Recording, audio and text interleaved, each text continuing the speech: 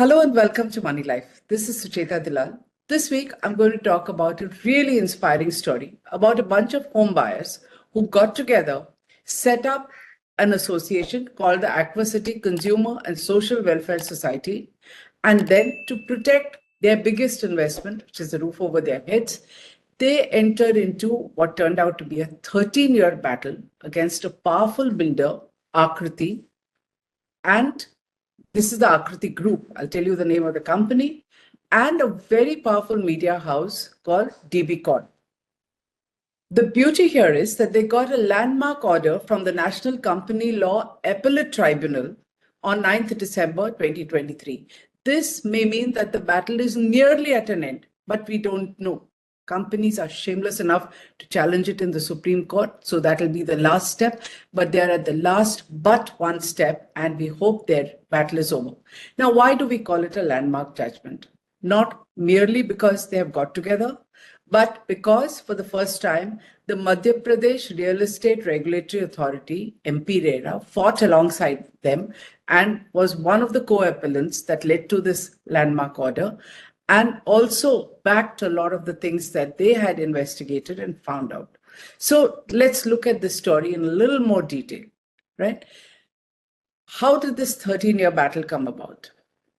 One, they had booked homes in what is called AG8 Ventures Limited. AG8 Ventures is one of the companies of the Aakriti Group. Aakriti is a very well-known group with large mega projects all over the country. They have 11 in Madhya Pradesh alone, but believe me, they are across the country. It's a well-known brand name even in Maharashtra. Now, between 2011 and 2017, these people, the home buyers, booked apartments in AG8 Ventures, which is one of the projects. And as happened with a lot of projects after 2017, 18, 19, they didn't complete it. So when they began to demand that they get their houses, they had to actually fight, because nobody is going to give you something when there's a problem, when the builder says, I have no money, throws up his hands. And remember, the Aakriti Group is not just into real estate. They're into hospitality, sugar, healthcare, a lot of things. But no, they didn't want to pay them. And you will see the lengths to which they went to avoid this. So what did these home buyers do? They first moved, because the issue was large enough, as a group, they moved to the National Consumer Disputes Resolution Commission. This is the apex consumer forum. Judgments are usually fast over here. They obtained a favorable decree in 2021. But a favorable decree doesn't help if the builder doesn't want to pay. So in order to get this decree, and later they had to establish that Aakriti had not followed the rules required under the Real Estate Regulation Act. They had to keep money in a designated account. This wasn't done. Money was diverted from there. So the apex consumer body said that AG8 Ventures should refund their money with 9% interest from the due date of possession. Now, this order was flawed. While it was in their favor, I mean, why due date of possession? Some of them may have paid in 2011. So they moved the Supreme Court, because the appeal from NCDRC is only to the Supreme Court. So they moved to the Supreme Court and wanted this order modified. They succeeded. That happened in October 2022. Now, after this happened, maybe the Aakriti Group realized time's running out, they have to pay. So they came up with an idea. Meanwhile, proceedings were going on before the Madhya Pradesh RERA authority as well, because people would have complained. So in August 2021, MP-RERA, which is the state regulatory authority, also passed an order against the builder. When all this was established, failed to maintain money, because these are under RERA laws, diverted money. In fact, MP-RERA ordered a detailed investigation into their finances, appointed a financial advisor, name was Milind Vaikar, and asked him to report to the RERA authority from time to time. Based on the findings, Aakriti Aquacity and Aakriti Business Arcade, two projects, had their registration cancelled. Now, cold comfort for people who are paid money and are supposed to get a house. While it only proves their point that there was mischief, doesn't help them get their apartment. Meanwhile, the builder was using every legal forum to challenge what had happened, avoid paying, delay things. Even in the Supreme Court, they keep buying time. That's how it's 13 long years. At this stage, they now roped in DB Corp. DB Corp owns Dainik Bhaskar, which is one of the largest newspapers in Madhya Pradesh and North India. It's a listed company, but here's what it did. This is another fantastic thing. What happens when you're looking for an apartment? You think that any builder which has lots of ads, wraparound ads in newspapers, 4-page ads talking about a project is financially strong. Because the idea is, how can they afford this level of advertising unless they have a lot of money? The truth is, they enter into barter deals with newspapers. All major newspapers in the country have been doing it. It was, I think, started by the Times of India group, and everyone followed. Now, a big chunk of the money is in the form of apartments. So the barter deal is that you let us advertise and we pay a small amount of cash upfront, and the big chunk of it will be converted into allotment of apartments in these projects. So Dainik Bhaskar was supposed to get apartments in Aquacity. So what does Dainik Bhaskar do? It has a claim for apartments, but it says, I'm now a financial creditor, because they value it at about 14 crores and say some 11 crores are pending because they haven't got the apartments either. Aquacity is not allotting it to them.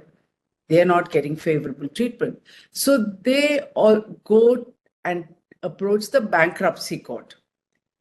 This is how the National Company Law Tribunal under the bankruptcy law comes into the picture. Now, what happens over here?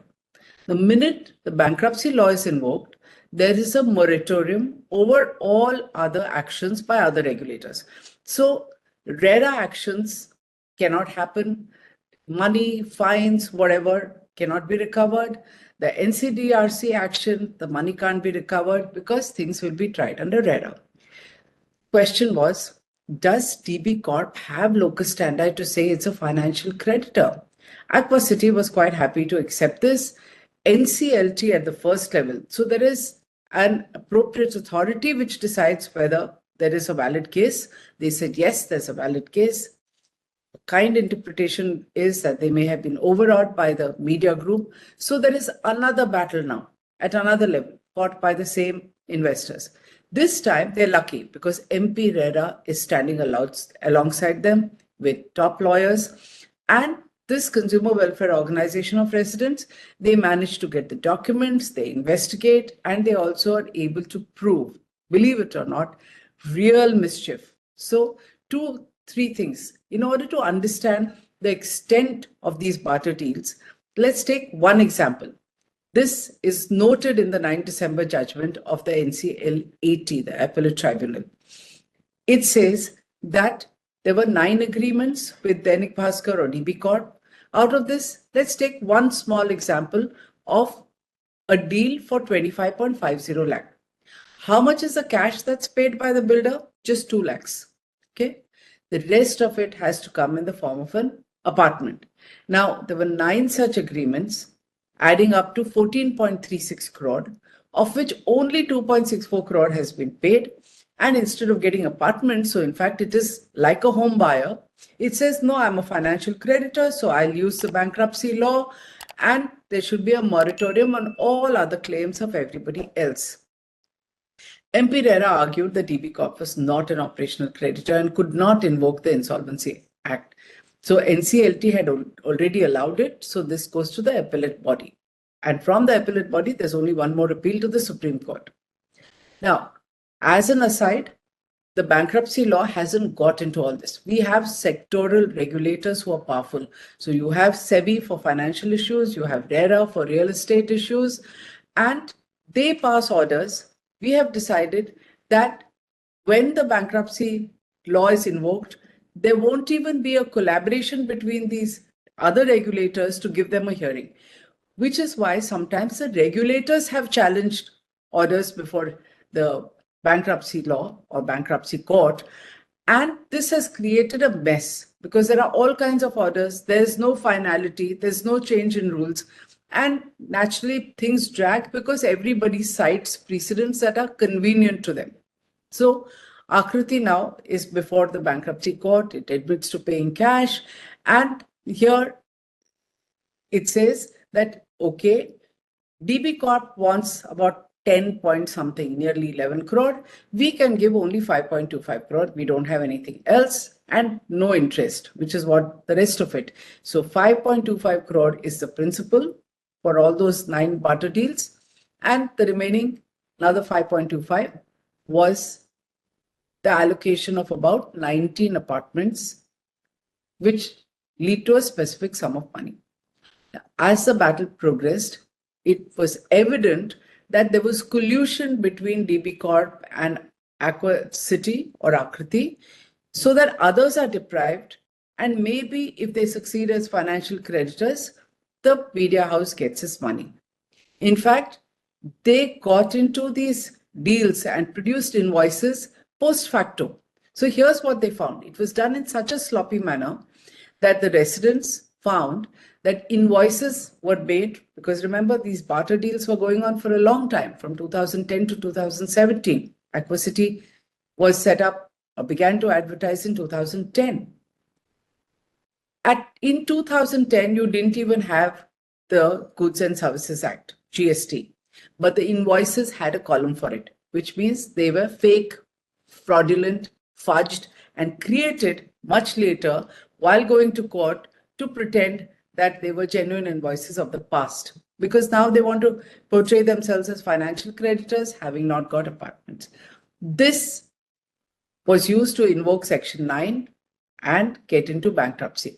NCLAT looked at it, noticed it, accepted it, and surely enough, not only found it brazen, but actually has said in its order that it's strange that the adjudicating authority failed to notice these facts.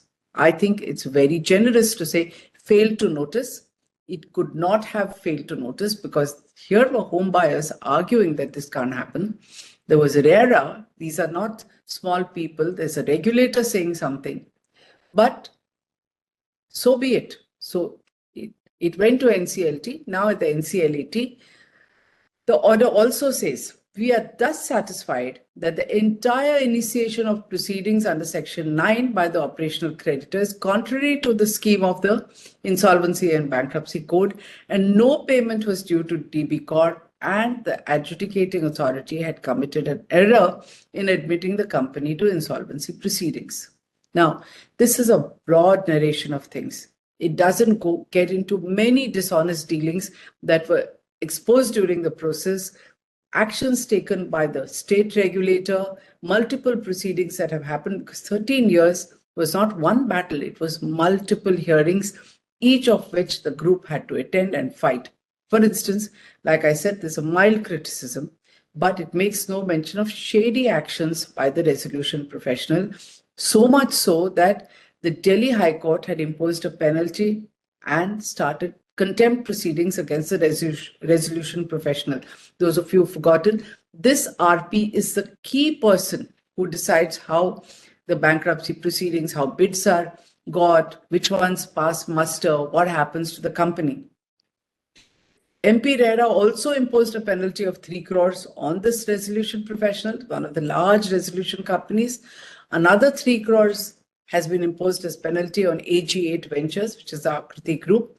Naturally, everybody fights on forever. They have the money for legal battles, expensive legal battles. So both parties have gone to the Madhya Pradesh High Court, which means, like I said, battles continue. But from NCLAT, there is only one battle to the Supreme Court. Let's hope that the Supreme Court just does not allow it and says, we don't want to hear it. And there is finally victory for these determined bunch of people. But here's a lesson. Tens of thousands of people have been in the same situation. They fight, they don't get together, they sometimes don't want to spend, they're worried that it takes a long time, but there is light at the end of the tunnel. There is light for these investors. Hopefully at 9%, they get a decent return. They've waited a long time. Hopefully this will become a precedent for others. If you are in that situation, share this video, tell people the good news, and fight on. And do subscribe to hear more of this. Thank you.